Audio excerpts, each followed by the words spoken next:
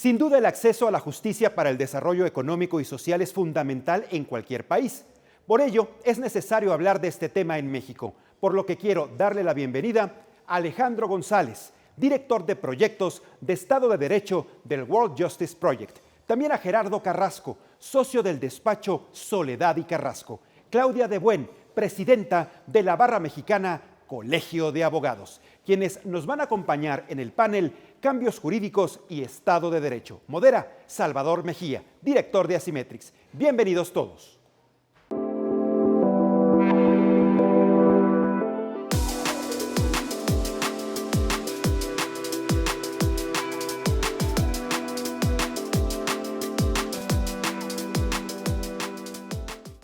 Quiero agradecer a Forbes la invitación para participar en el foro La Ruta Decisiva, México a la mitad del camino, y en lo particular para moderar este panel, Cambios Jurídicos y Estado de Derecho.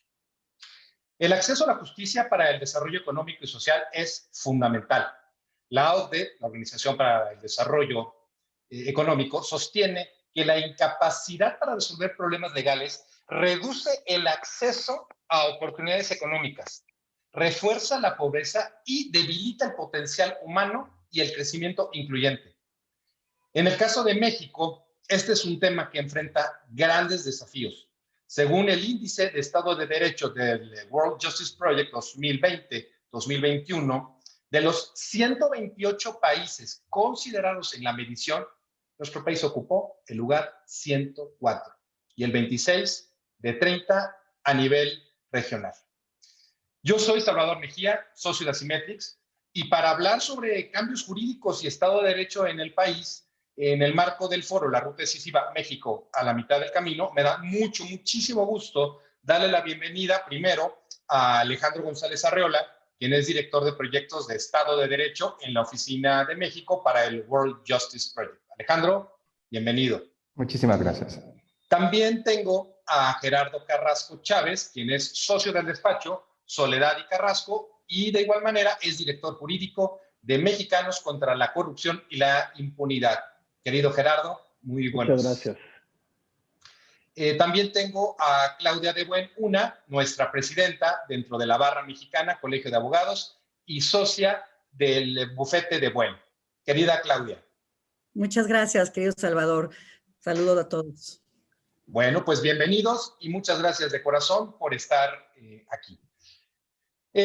Nuestra primera ronda es, vamos a comenzarla con un poco de contexto para saber dónde estamos parados. Y en ese entendido, quisiera hacerle directamente a Alejandro una pregunta. Alejandro, ¿qué representan los datos que proporciona el Índice de Estado de Derecho? ¿Cómo podemos dimensionarlos, Alejandro? Con mucho gusto, Salvador, y un gusto también estar compartiendo la mesa con Claudia, con Gerardo, apreciados colegas ambos.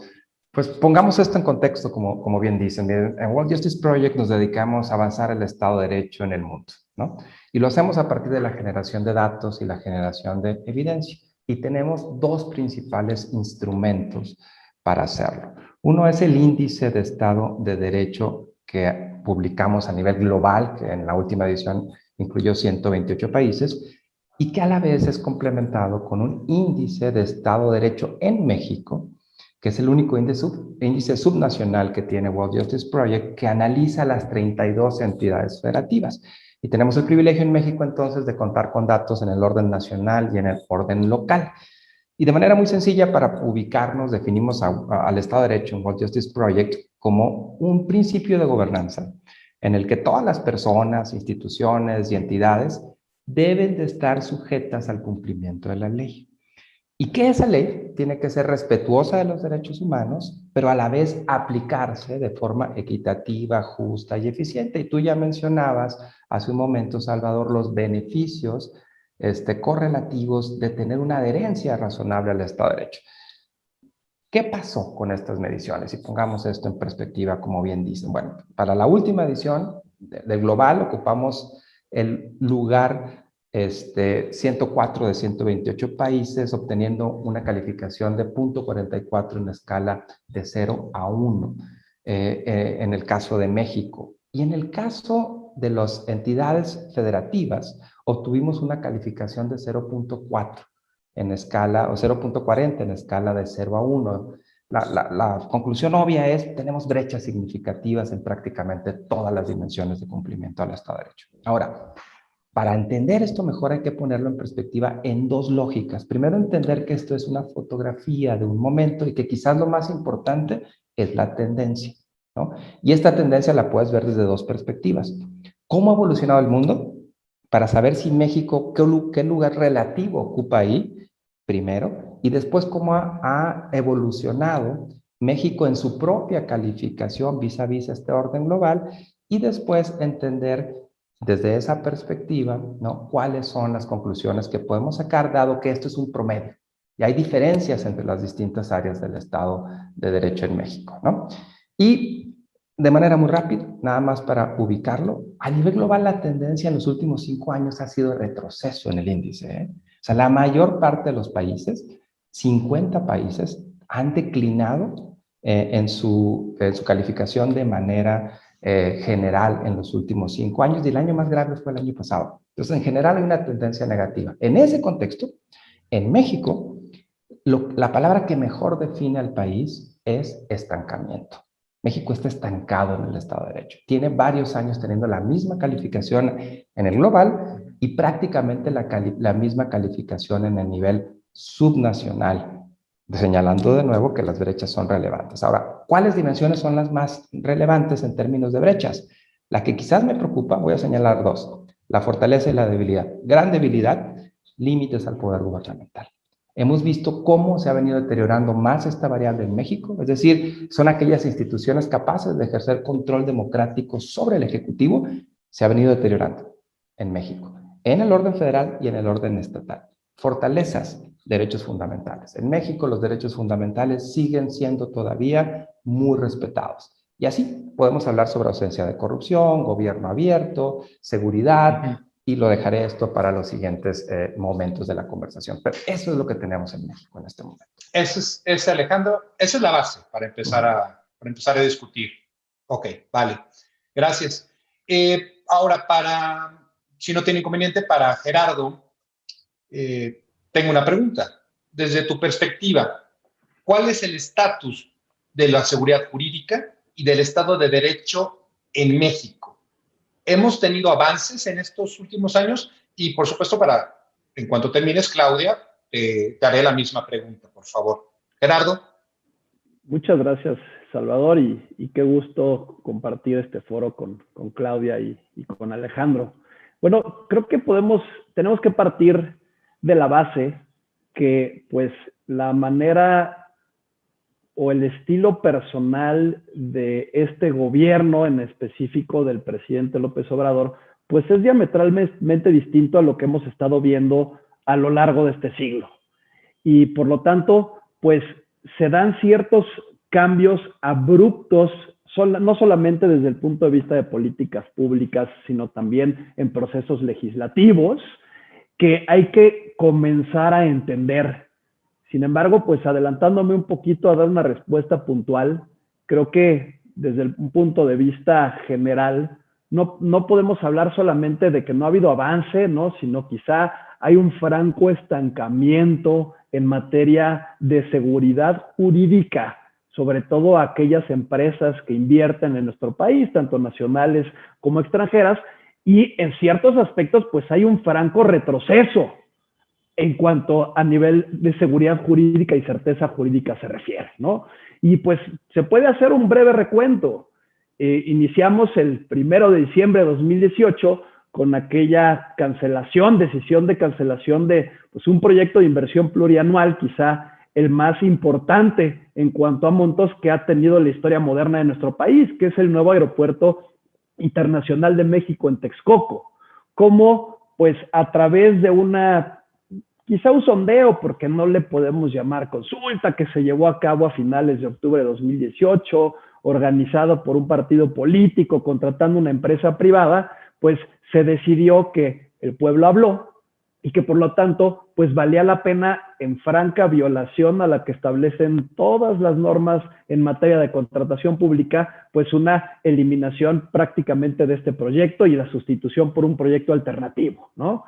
Recordaremos también a principios del año 2019 cómo a través de un memorándum, porque así le llamó el propio Poder Ejecutivo, pues se planteó el desconocimiento total de la reforma constitucional de 2013-2014 en materia educativa, ¿no?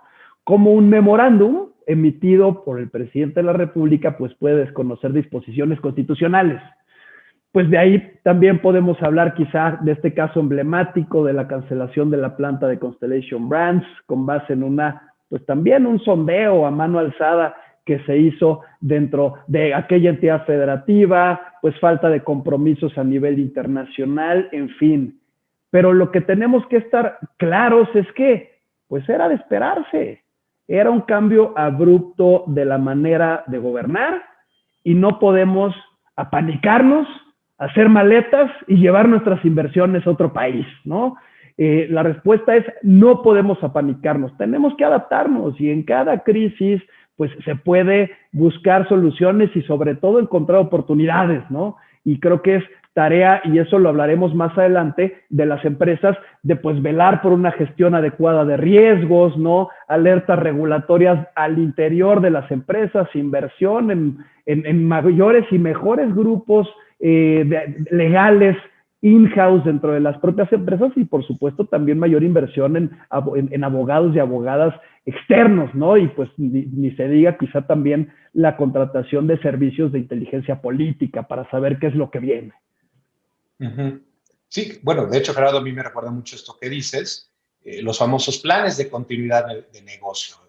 Hubo un evento abrupto y viene la pregunta, ¿qué procesos debemos de seguir? Coincido contigo, no se trata de salir corriendo, se trata de reforzar las áreas indicadas y una de ellas es la de los equipos jurídicos, totalmente de acuerdo contigo.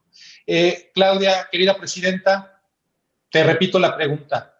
Desde tu perspectiva, ¿cuál es el estatus de la seguridad jurídica y del Estado de Derecho en México? ¿Has visto cambios en estos últimos años? ¿Ha habido cambios, avances, Claudia? Avances no, cambios sí. Yo creo que avances no. Primero me gustaría empezar diciendo que seguridad jurídica, ¿qué es? Para que nuestro auditorio nos entienda de qué estamos hablando. Bueno, no, primero me gustaría dar las gracias a Salvador, a Forbes, y saludar a mis compañeros, a Alejandro y a Gerardo, que me da enorme gusto estar con ustedes. Ahora sí, en segundo lugar. Ahora sí. Bueno, pues seguridad jurídica es el conjunto de derechos y obligaciones sobre las cuales se van a articular las relaciones entre personas y Estado y entre las mismas personas. Es decir, toda la normatividad que nos obliga y nos da derechos también. Seguridad jurídica y Estado de Derecho pues van de la mano, claramente. ¿Por qué? Pues porque el concepto de Estado de Derecho, así muy simplemente, digo, muy por encima, podemos decir que son las normas jurídicas que determinan la relación entre los individuos y las autoridades. Por supuesto que las autoridades tienen que estar delimitadas en su actuación, como a través de la división de poderes, a través de las instituciones, que son los organismos autónomos a que se refería hace rato Alejandro, y que han tenido una disminución en su actuación, primero porque están amenazados de desaparecer, y es un gran contrapeso. Las instituciones son un importante contrapeso a la actuación de los tres poderes. Pero otro de los problemas que yo veo mucho más grande es que ya no hay esa división de poderes. Yo no sé si cuando se planteó Montesquieu esta división y darle el poder ejecutivo a un solo individuo y los otros poderes a un conjunto de personas, lo que hizo fue empoderar mucho al presidente. Y México es un país presidencial en donde el presidente es el más importante individuo de este país. O sea, los otros poderes normalmente están trabajando de alguna manera para generar, digamos, un eco, más que un eco, un apoyo a lo que el presidente pide. No digo ahora, ahora está bastante más claro, siempre ha sido así. Entonces, es necesario que el poder detenga el poder. Y si al poder que lo detiene, que son las instituciones, organismos autónomos, los quieren desaparecer, pues estamos bastante mal, porque entre los tres poderes no hay este contrapeso que debería de haber. El cambio profundo que el presidente quiere hacer, que le llama él la cuarta transformación, desconoce derechos, viola derechos humanos y afecta a los derechos de las empresas, por ejemplo, de las empresas extranjeras, que vieron una cierta seguridad jurídica con el cambio de legislación en el sexenio pasado y entonces invirtieron importantes cantidades en México. ¿Esto va en retroceso? Me pregunto yo si podemos permitir que esto suceda, porque entonces ya olvidémonos de la seguridad jurídica, olvidémonos del Estado de Derecho. Estamos en manos de una persona o de un equipo de personas que tiene una idea muy, muy clara de lo que quieren y que desafortunadamente para ellos va en contra de la Constitución, va en contra de esta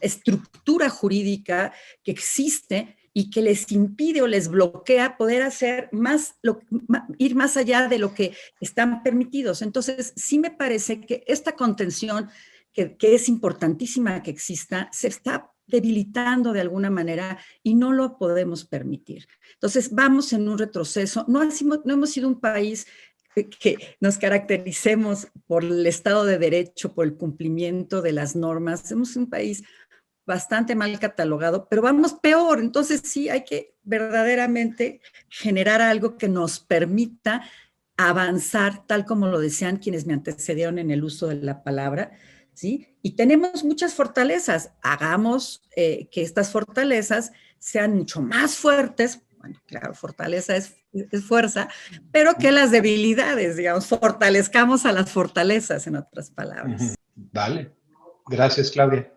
Bueno, entonces podemos ahora pasar a la segunda ronda, la segunda pregunta. Pues comienzo, Gerardo, si no tienes inconveniente, te la aviento a ti. Ahora que ya tenemos un panorama un poquito más claro sobre en qué posición se encuentra México en materia de seguridad jurídica, quiero preguntarle a todos, quiero preguntarte en este momento a ti, sobre las afectaciones para el sector privado cuando las reglas del juego, ¡pum!, cambian.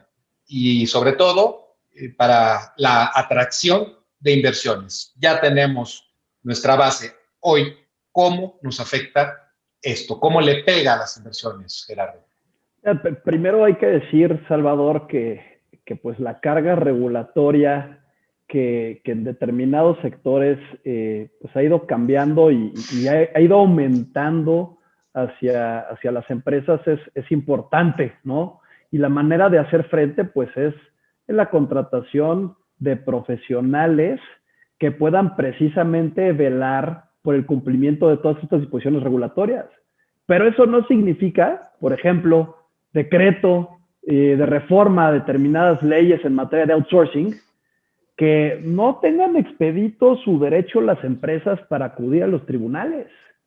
Creo que deben, sí, por supuesto, a veces hay que entender el contexto político y aquella presión que se puede dar natural dentro de los propios poderes judiciales, pero pues esto no significa que tengan que quedarse de brazos cruzados, ¿no? Desde mi punto de vista, creo que las empresas a veces tienen este temor de tocar la puerta del poder, sobre todo del Poder Judicial de la Federación, quizá por la vía de amparo, solamente nada más y nada menos para exigir el cumplimiento de sus derechos.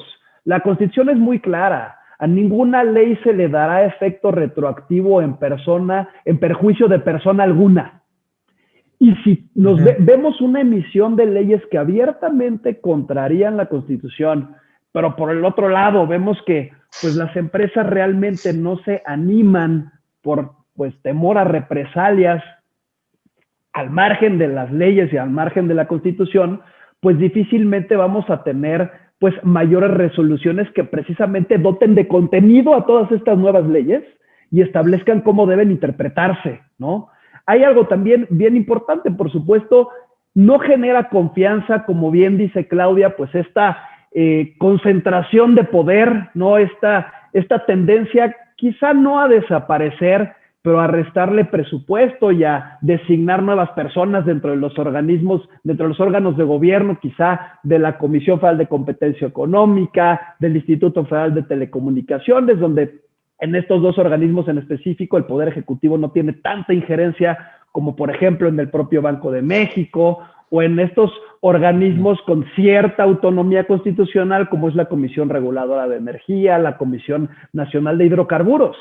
Pero al final de cuentas también tenemos que tomar en consideración que al final la tendencia es pues simplemente seguir ejerciendo discrecionalidad en el gasto público y en los presupuestos asignados quizá directamente a la Administración Pública Federal, pero también otros organismos, y lo que se llaman las adecuaciones presupuestarias, si me permite entrar un poquito en este tema, ¿no? Hay una investigación muy buena que publicó en febrero de este año Leonardo Núñez, investigador de Mexicanos contra la Corrupción y Impunidad, donde hace un análisis y él concluye que no se había visto en los últimos años adecuaciones presupuestarias tan importantes como se están dando ahorita. ¿Y qué es esto?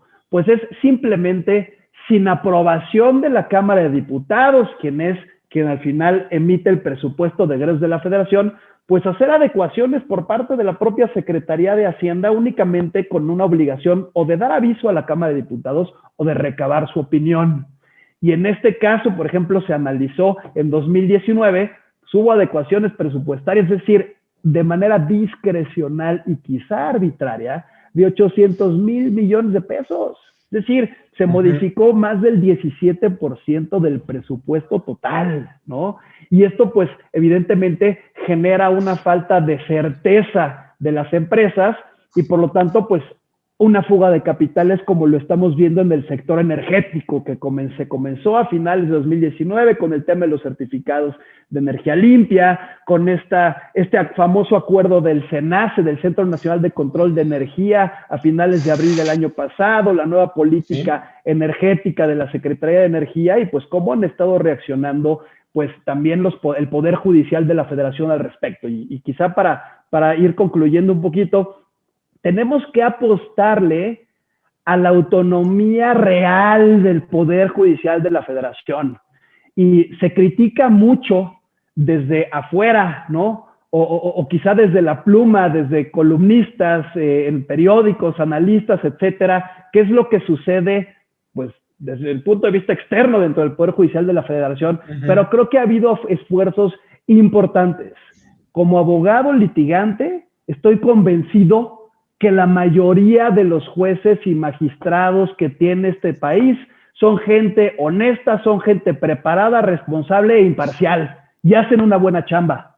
Lo que hay que hacer es vigilar a aquellas pocas personas dentro del Poder Judicial de la Federación que no merecen la toga y apostar, por supuesto, a la confianza en el Poder Judicial de la Federación y a esta reforma importantísima impulsada al interior del Poder Judicial de la Federación, pues que precisamente permita mejorar la imparcialidad y sobre todo continuar en el velar por una verdadera autonomía e independencia. Porque como bien dice Claudia, pues tiene que haber un verdadero equilibrio de poder, Salvador, pero también que los ciudadanos y que las empresas se atrevan a tocar la puerta del acceso a la justicia, ¿no?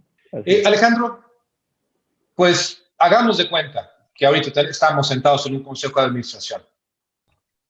¿Qué mensaje les darías? ¿Cómo ves las afectaciones en el sector privado cuando las reglas del juego cambian? ¿Qué le dirías al consejo? No, dos elementos importantes. A ver, primero, de hecho, el andamiaje normativo e institucional en los países cambia. Y de hecho debe cambiar. El problema no es que cambie. Tiene que evolucionar, tiene que adaptarse, nunca es estático, ¿no? Ese no es el problema, o sea, que cambie las reglas del juego, no hay problema. Así debe de ser, de hecho, y debe de ser a nivel internacional y se debe de hacer. ¿Cuál es el problema para precisarlo de manera clara y contundente aquí? El problema es que esos cambios tienen que eventualmente ser proporcionales, justos y consistentes con las leyes sustantivas y con las mejores prácticas internacionales. Un elemento sustantivo de ello es que todo cambio que afecta a un sector de la población y en particular, en este caso, a empresas, típicamente y a nivel internacional suele tener procesos de consulta y de co-creación y de interacción con los actores eventualmente afectados y regulados para entender de manera clara, primero, cuál es el objetivo del cambio que se busca, porque si se cambia el marco legal, pues se tiene que tener un objetivo del para qué se quiere. Y posteriormente se tiene que encontrar la mejor manera, a partir del diálogo, de la interacción, para ubicar cuáles son las reglas que mejor nos van a llevar a ese estadio. ¿Qué es lo que hemos venido atestiguando en los últimos 24 meses en el orden federal? Es que justamente esos espacios de conversación, de diálogo, de interacción y la claridad de objetivos de para qué se modifica la norma no están, o bien se han deteriorado. Recordemos que al inicio de la administración pasada hubo cambios importantísimos, y se modificaron, y hubo cambios que modificaron las llamadas reformas estructurales y se hicieron, y probablemente tuvieron una dimensión contracultural y jurídica mayor que la que tenemos hoy. Ojo con eso. O sea, el problema no es que cambie la ley, el problema no es que se cambien las reglas del juego en el Inter, sino es justamente qué valores, qué principios, qué procedimiento se utiliza para que eventualmente eso no genere más problemas que los que se buscaba resolver en un inicio. Me parece que tener eso claro resulta totalmente importante. Ahora, cuando eso no sucede, y aquí viene el mensaje que le daría a las y los integrantes del Consejo Directivo, es el siguiente: cuando eso no sucede y si a eso le aunas la pandemia, ¿no? Que eso explica en parte el dato que Gerardo decía de las modificaciones presupuestarias. Gerardo, se dieron en México, se dieron en todos lados del mundo prácticamente, es entendible. Digamos, en este contexto hubo modificaciones muy importantes. El problema, de nuevo, es que esto genera realmente un entorno VUCA, ¿no? Un entorno muy volátil, muy incierto, que limita totalmente la capacidad de operación cotidiana de las empresas, pero más importante aún, limita su capacidad de análisis estratégico para saber y entender si, por ejemplo, van a seguir creciendo, primero estando en el país y después creciendo, ¿no? Y generando los empleos y generando la prosperidad que todas y todos requerimos. En un entorno VUCA, lo que yo le diría a las y los empresarios es ver dos elementos. El primero, si los fundamentals o los fundamentales del negocio siguen o no ahí, ¿no? Y si esas reglas que modifican eso, y claramente se han modificado para varios sectores, como bien decían Gerardo y Claudia, de manera totalmente acertada. Si yo soy una empresa del sector extractivo, pues estoy en problemas, pero clarísimos problemas. Si yo soy una empresa del sector farmacéutico, estoy en clarísimos problemas en México. Sin embargo, si no soy de ese sector, con toda sinceridad, ha habido pocos cambios que modifiquen a la mayor parte de los sectores. Entonces, entender cómo me afecta realmente esa regulación primero.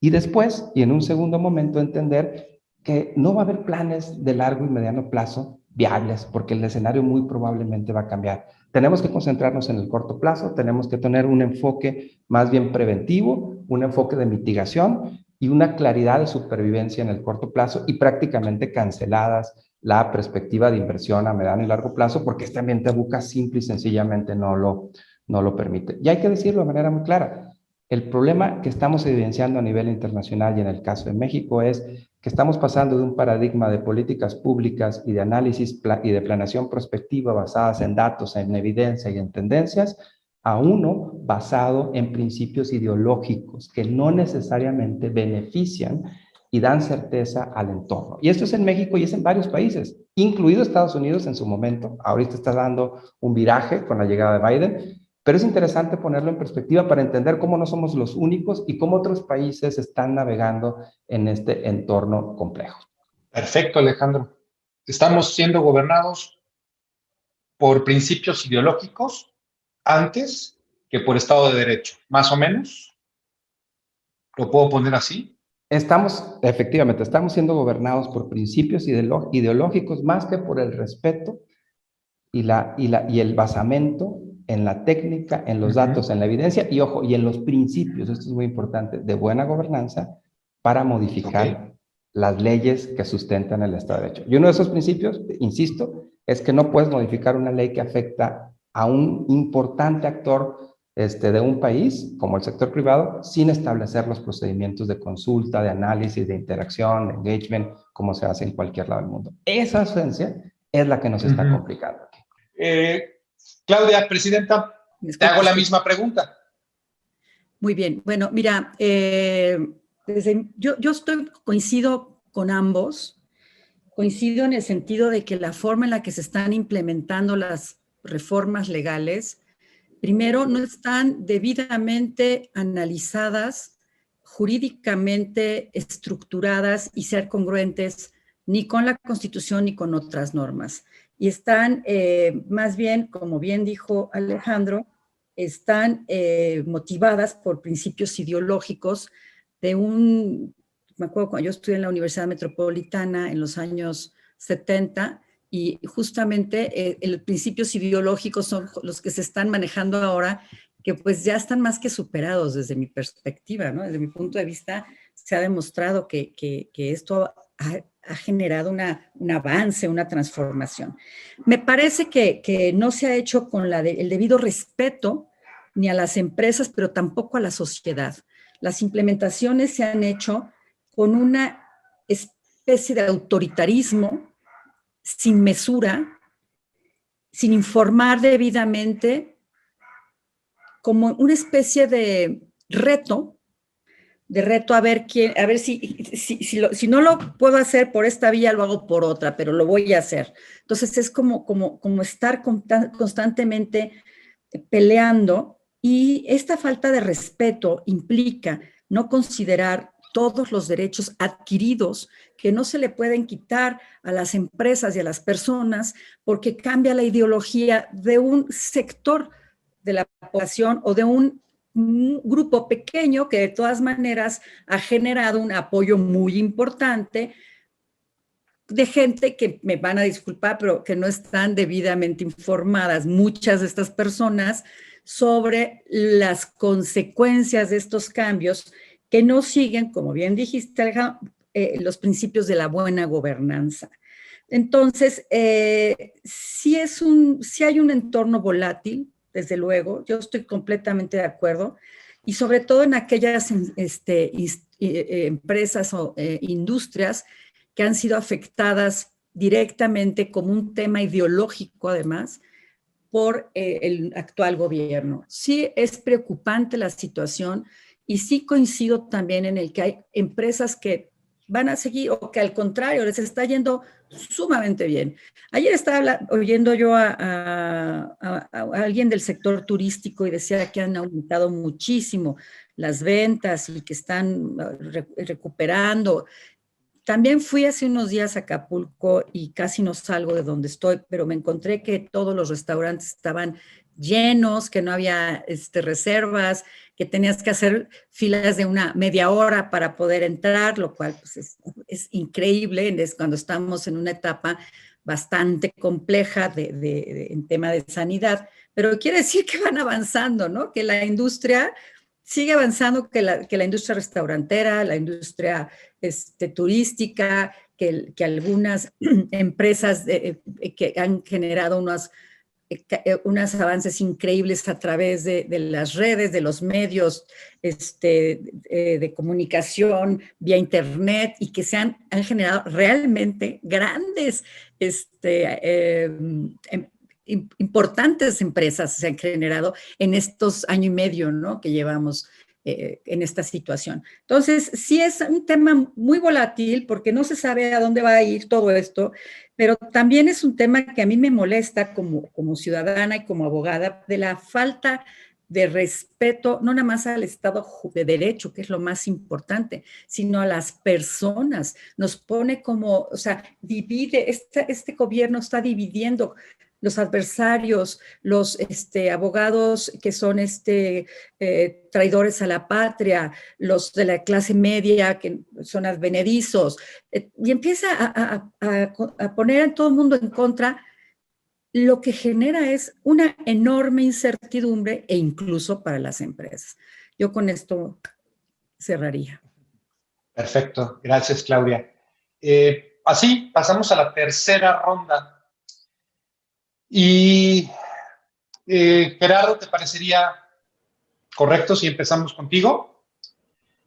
Dado el panorama en el que nos encontramos, ¿cuáles serían las recomendaciones o cuál sería el llamado hacia el gobierno federal para construir un marco legal que brinde certidumbre, la certidumbre necesaria que tanto necesitamos en México?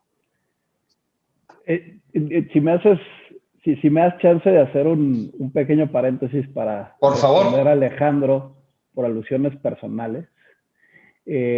Alejandro, lo que mencionas, ¿no? Acerca de, pues se veía venir, por supuesto, en todo el mundo hubo estas adecuaciones presupuestarias por el tema de la pandemia, etcétera. Yo fui muy enfático.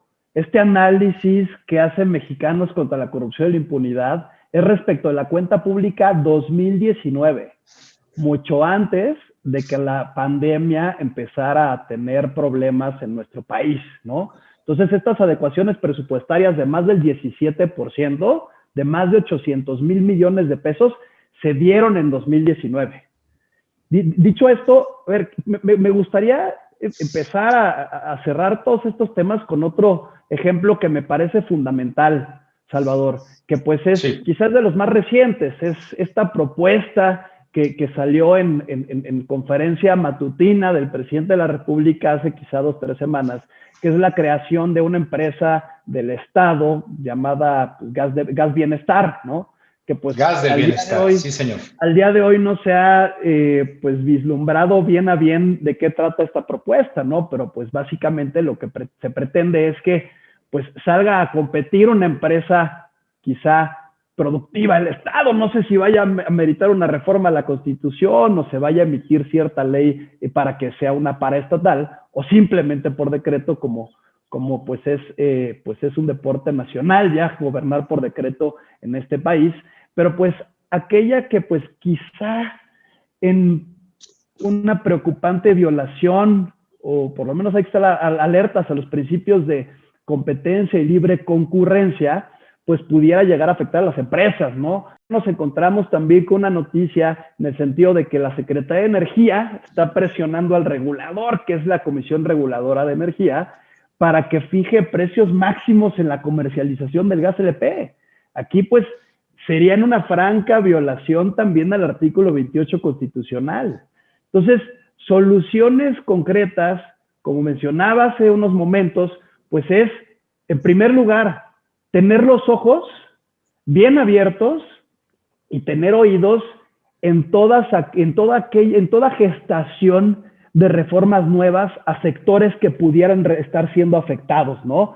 Quizá pasó un poquito de noche, pero pues tenemos pendiente de entrar en vigor, que esto es a partir del 1 de septiembre, una ley que es la Ley para la Transparencia, Prevención y Combate de Prácticas Indebidas en materia de contratación de publicidad, que va a cambiar de manera abrupta la manera de hacer negocios en el sector de publicidad, ¿no? Tanto por parte de aquellas agencias como por parte de las empresas que ofrecen, pues, espacios publicitarios. Se está metiendo el gobierno a regular un sector que constitucionalmente no le toca y es abiertamente contrario a la libertad de comercio e industria y en última instancia el artículo 5 de la libertad de trabajo, ¿no? Tenemos también, pues quizás se vaya a aprobar en el próximo periodo de sesiones una ley que directamente va a afectar a la industria cinematográfica en México y también a todas aquellas plataformas que ofrecen servicios de streaming, ¿no? Como Netflix, Amazon, etcétera. Entonces, creo que se tienen que tener los ojos bien abiertos e información en tiempo real de todas aquellas reformas que se estén gestando. Por supuesto, invertir en abogados internos y sobre todo externamente de temas de control de riesgos, ¿no? Alertas regulatorias y cerrar esa pinza, si me permites la expresión, con un buen equipo legal, interno y externo de litigantes que en primer lugar les puedan decir si vale la pena acudir al juicio de amparo, por ejemplo, hacer valer los derechos o impugnar determinada normatividad o no vale la pena, ¿no? pero pues se tiene que tener muy bien armados todos aquellos equipos, porque repito, no todo se ha acabado, simplemente es un cambio de la manera de gobernar, cambio al que tenemos que adaptarnos, no hay que hacer maletas, sino hay que, pues, precisamente estar bien preparadas y preparados dentro del interior de las empresas para poder hacer frente a todos estos tipos de cambios, quizá muchísimo con la prevención, gobernanza interna dentro de las propias empresas, poder adelantarse en materia de negocios, pues cuando se avecinen estos cambios abruptos en la legislación que pretenda regular determinados sectores o determinadas industrias, pero por supuesto también pues estar listos para nuevamente ejercer el derecho de acceso a la justicia.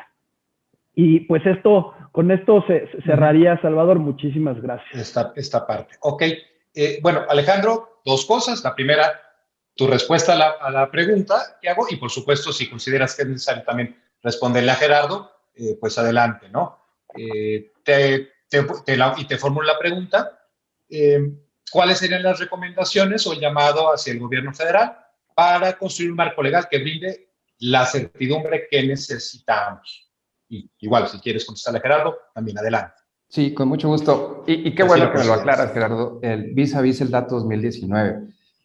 Lamentablemente, no es algo nuevo. Hay una muy buena publicación detallada de un buen colega y amigo experto en estas materias, Gabriel Rafael Mares, que se llama justamente Medio siglo de captura y discrecionalidad en el presupuesto, que hace un análisis de las adecuaciones presupuestarias en los últimos 50 años y en realidad efectivamente el 17% está un poco por encima de los promedios, pero no muy por encima. Es decir, tenemos serios problemas estructurales más allá de esta administración, por supuesto, que obviamente con el carácter belicoso de esta falta de controles verdaderamente se convierte en un riesgo, pero este es un fenómeno que tenemos registrado desde hace mucho tiempo y ante la ausencia muy clara de algo que nos daría mucha certeza y mucha certidumbre en el país, que es la creación de un consejo fiscal.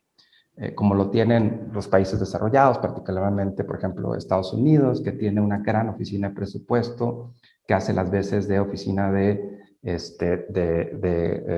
consejo fiscal, que regula las reglas. Esto que acabas de mencionar, Gerardo, y que en México no lo tenemos, el FMI ya lo ha recomendado, las organizaciones de sociedad civil en México, entre ellas GESOC, INCO, México Evalúa, el CIEP, por supuesto, han estado recomendando esto. Y en la reforma fiscal que se presentó, antes de que se fuera el secretario pasado, estaba en la agenda la creación del Consejo Fiscal, efectivamente, para evitar estas contradicciones. Y justo este tipo de instituciones y de reglas es los que nos daría la certeza que requerimos en México para las empresas y para las y los ciudadanos, como bien decía Claudia hace un momento. Ahora, en términos de recomendaciones, es algo muy sencillo, vis a vis lo que estaba diciendo. Yo no digo, yo no le diría al gobierno, no hay que cambiar reglas, no hay que ajustar el marco legal, no, pues un gobierno que entra con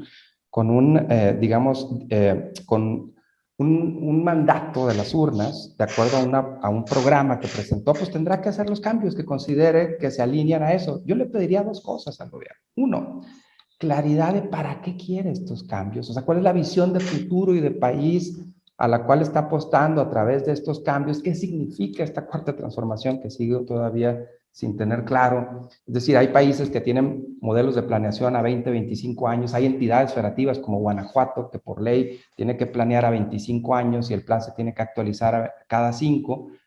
Me encantaría que México tuviera esa claridad como país para entender hacia dónde vamos y cuáles son esas prioridades.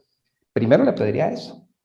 Segundo, lo que yo le pediría a este gobierno federal es que por favor modifique su posición vis a vis lo que Claudia expresaba hace un momento de manera muy acertada, de seguir cerrando los canales de interacción y de comunicación con la sociedad, con las organizaciones y con las empresas para realizar los cambios relevantes.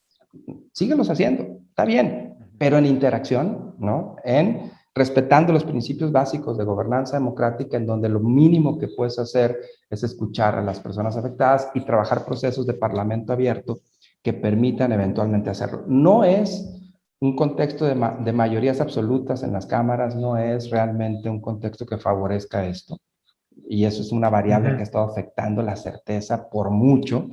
Veníamos de muchos años de gobierno dividido y esa variable, esa simple variable de tener mayorías absolutas en cámaras, nos está metiendo en problemas muy serios en términos de la apertura de los espacios para la interacción.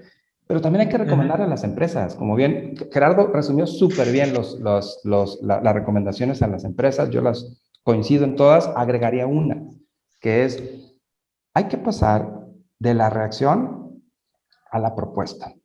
Es decir, dejar atrás un poco el sentido de mitigación de riesgo para empezar a pensar cuáles son esos escenarios futuros, porque ya cambió. O sea, lo que sigue en los próximos 2 años y medio de gobierno es un gobierno que va a ir a la baja en términos de poder, clarísimamente, como le sucede a cualquiera, ¿ok? Y es el momento de cambiar la posición y empezar a pensar e interactuar con quienes van a llegar, pero también proponer qué es lo que estamos queriendo y buscando a partir de estos principios. Yo creo que esa es la clave para los próximos meses y años. Y un gusto, de nueva cuenta, compartir con ustedes. Y Gerardo, un gusto en serio. Colega, además No, de la espérate, porque maestría ahorita en le tengo que dar la anticorrupción. palabra a Gerardo para que te revire, ¿eh? No, espérate. Oye, Alejandro, pero con base en lo que acabas de decir, y retomando un poquito algunas partes de Claudia y algunas partes de Gerardo, yo me pregunto si lo que auténticamente necesitamos, recomendarle al gobierno, como si fuéramos alguien para recomendarles, ¿verdad? Dos cosas. La primera, aceptar, y como decías tú, explícame para qué, aceptar que necesitas explicarme el por qué trajiste a la mesa ciertas reformas. Por ejemplo, la reforma penal fiscal del 2019, que ha generado un cataclismo dentro del sistema empresarial en México, que nos expliquen para qué quieren auténticamente estos cambios regulatorios.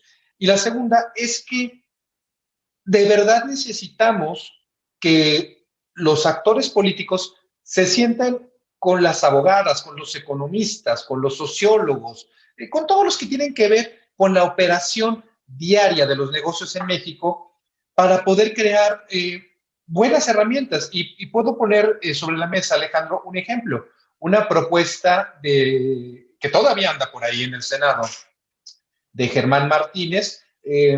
Siempre me hago un poquito de bolas con el titulito de este proyecto de ley, la ley de responsabilidad empresarial y debida diligencia corporativa.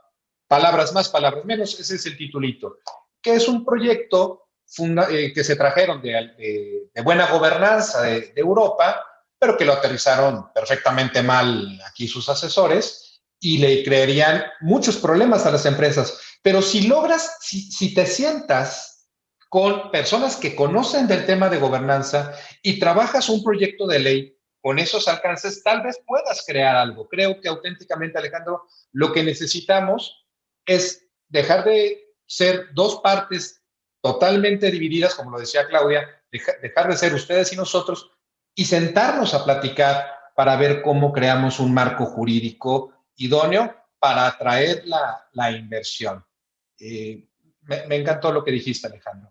Y ahora, pues, no nos queda otra cosa más que darle la palabra a cada uno de ustedes para cerrar esta charla, que nos dieran, por favor, sus conclusiones para este tema, en el marco del título de nuestro foro, La Ruta Decisiva, México a la mitad del camino. Alejandro ya señaló también con mucha claridad el sexenio, bueno, más bien, ya lo dijo, ahora le meto yo de mi cosecha, el sexenio ya terminó, el sexenio va en bajada, creo que muchas cosas van a salirse de control, otras ya entrarán a su fase de conclusión. ¿Cómo vemos, cómo estamos en términos jurídicos en este instante, que es la mitad del sexenio, dentro de un momento de crisis, de pandemia? ¿Cómo lo verían ustedes? ¿Cuál sería su cierre? Claudia, ¿cómo lo verías tú? ¿Cuál sería el cierre de esto? para mí, yo vuelvo un poco a retomar lo que mis compañeros de mesa han comentado y lo que tú con mucha claridad concluiste. Y me parece que el diálogo incluyente con todos los entes gubernamentales, por ejemplo, gobierno, instituciones autónomas, empresas, trabajadores a través de los sindicatos, ONGs, colegios de abogados, como lo fue en el sexenio pasado en relación con la justicia, ¿cómo se llamaba? Justicia, se me fue la palabra. Pero un diálogo de esa naturaleza, con temas específicos en mesas de trabajo, con soluciones muy concretas, con un parlamento abierto, como lo estamos nosotros haciendo en algunos temas legales en el Senado y en la Cámara de Diputados. Cuando yo hablo de nosotros me refiero a la barra, en donde se puedan, yo siento que de alguna manera armonizar, porque lo que quiere el presidente con esta cuarta transformación, entiendo, es más justicia social, ¿no?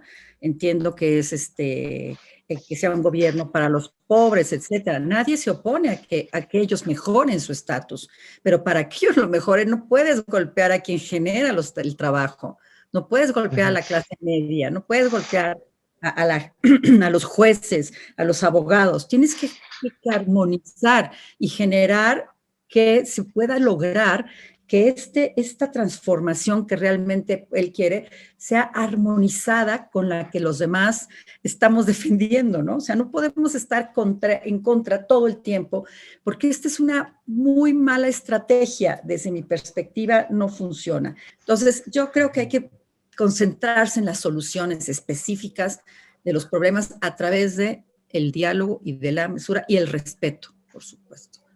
Muchas gracias. Gracias, Claudia. Un honor, gracias, Claudia. Gerardo.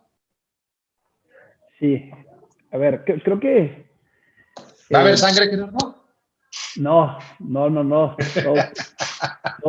Todo en orden y al contrario, pues qué honor compartir este panel con mi querido Alejandro. Ahí quizá nomás hacer un apunte. Por supuesto que se ha dado a través de los últimos 50 o más años, ¿no?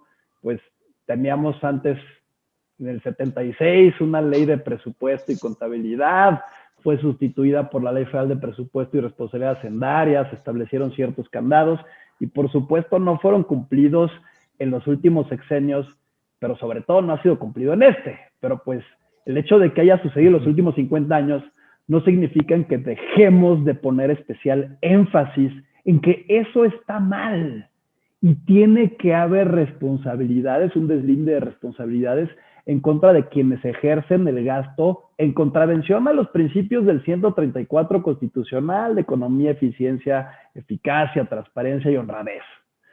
Y quizá me gustaría a mí cerrar con, si se me permite hacerle una recomendación a mis mandatarios, es, sí haz los cambios, como dice Alejandro, pero respeta la Constitución.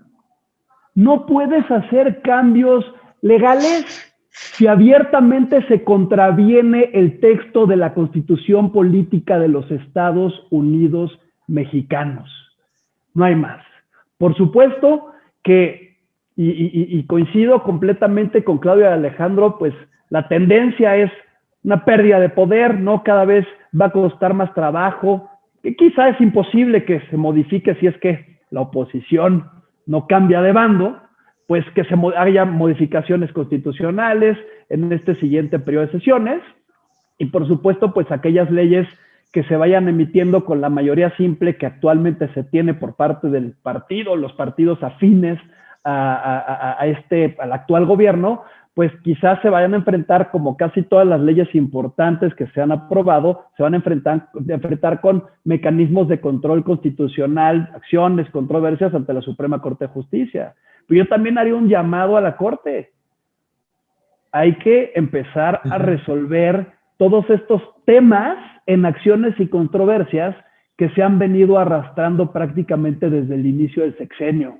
¿Para qué? Para dotar seguridad jurídica a nosotros los particulares y en última instancia, por supuesto, a nuestros clientes como prestadores de servicios, que son todas aquellas empresas que pues simplemente generan la inversión y el crecimiento económico en nuestro país.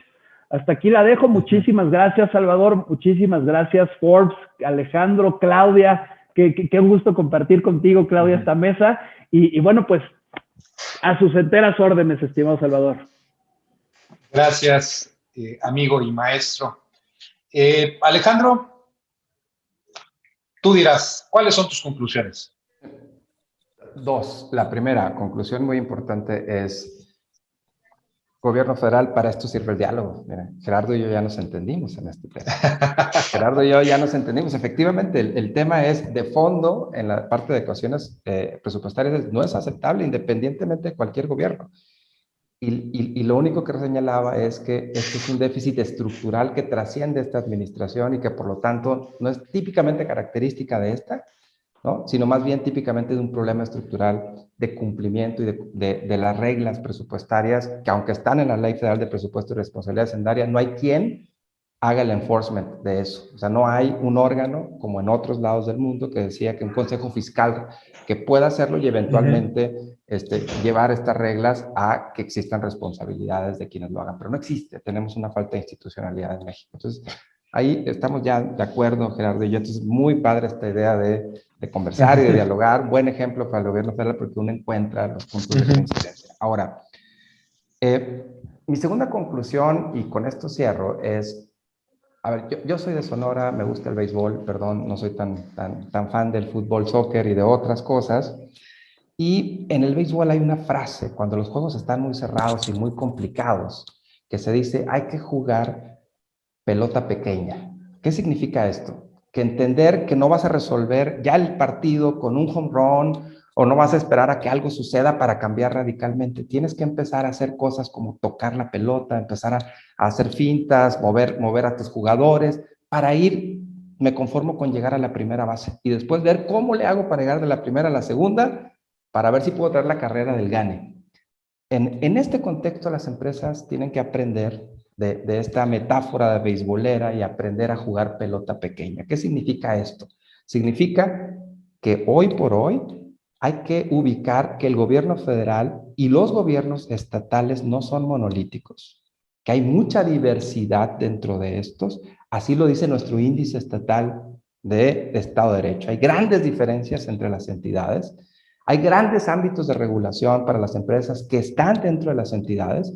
Incluso el gobierno federal no trata de la misma manera a unos sectores que a otro. Incluso las y los secretarios no tienen las mismas posiciones, que el presidente a veces vis a vis en el trato en corto con las y los empresarios. Entonces, entendamos con quién podemos jugar pelota pequeña, con quién podemos empezar a avanzar agendas muy particulares, entendiendo el entorno, ubicando que sí hay opciones para poder generar estos diálogos y estos procesos y no pensar que lo vamos a hacer en el centro del aparato, perdón, en el centro del escenario nacional, convocando a un gran proceso de consulta y de interacción con el gobierno federal. No va a suceder, pero hay opciones, hay alternativas, hay datos, hay elementos. Les invito a que consulten nuestros índices, en particular el índice de Estado de Derecho en México, que les da muchos datos detallados de esta realidad diversa y pueden identificar múltiples oportunidades para avanzar en estos elementos. Y pues básicamente esa era mi segunda, entonces muy agradecido contigo, por supuesto, Salvador, con Forbes, y encantado de participar en la mesa con Claudia y con mi querido Gerardo.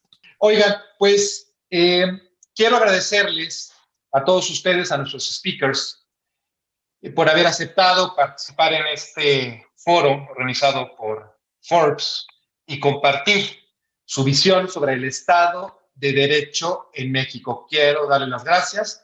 Claudia de Buen, presidenta de la Barra Mexicana, Colegio de Abogados y socia del Bufete de Buen. A Alejandro González Arreola, director de proyectos de Estado de Derecho en la Oficina de México para el World Justice Project. Y a Gerardo Carrasco Chávez, socio del despacho Soledad y Carrasco y director jurídico de Mexicanos contra la Corrupción y la Impunidad. Gracias a todos, gracias a Forbes y estoy a la orden también.